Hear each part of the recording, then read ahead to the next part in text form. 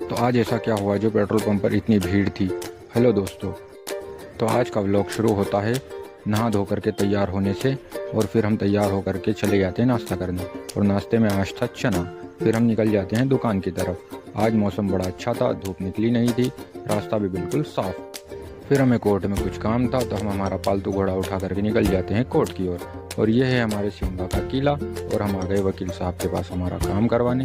और काम होने के बाद हम निकल गए हमारी दुकान की तरफ। रास्ते में आकर के देखा तो बहुत ज़्यादा ट्रैफिक लगा हुआ था। फिर हम यहाँ आकर के थोड़ा आराम करते हैं। अच्छा, ठीक है। फिर हमने बाहर आकर के देखा तो दोपहर हो चुकी थी, धूप बहुत ज़्यादा हो चुकी थी। फिर हम अंदर आए और एक गाड़ी आ गई थी सर्विस के लिए। तो हमने फटाफट से इसका इंजन ऑयल निकाला और इसका क्लच खोल के इसका करने लगे काम। और काम होने के बाद गाड़ी दे दी भैया को।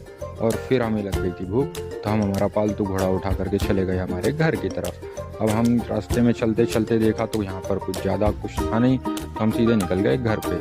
और घर पे आकर के हमने देखा तो ये भाई साहब कल की तरह आज भी सोए हुए थे और बड़े आराम से सो रहे थे।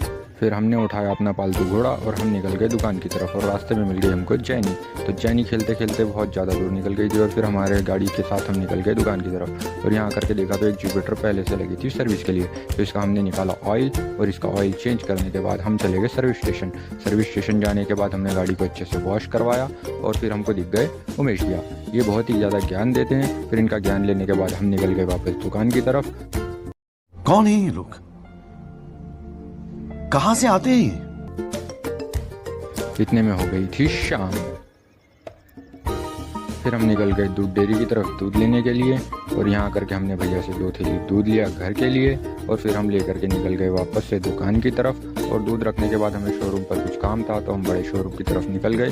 रास्ते में देखा पेट्रोल पंप पर बहुत ज़्यादा भीड़ थी, क्योंकि अफवाह फैल गई थी गाँव में कि पेट्रोल खत्म होने वाला है। तो सभी लोग अपनी गाड़ी में भर भर के पेट्रोल डलवाने लगे।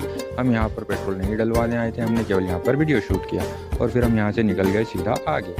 और हम आ गए शोरूम पर। और शोरूम पे आने के बाद हमने हमारा जो काम था वो किया और इकरामुद्दीन के साथ कुछ फ़ोटोज़ खींची। और फिर हम निकल गए अंसार भाई एजेंट के पास। वहाँ पर हमने आरटीओ संबंधित कुछ कार्य था तो हमने वो पूरा किया। और हमारा पालतू घोड़ा उठा करके निकल गए घर की ओर। मिलते हैं दोस्तों कल के ब्लॉग।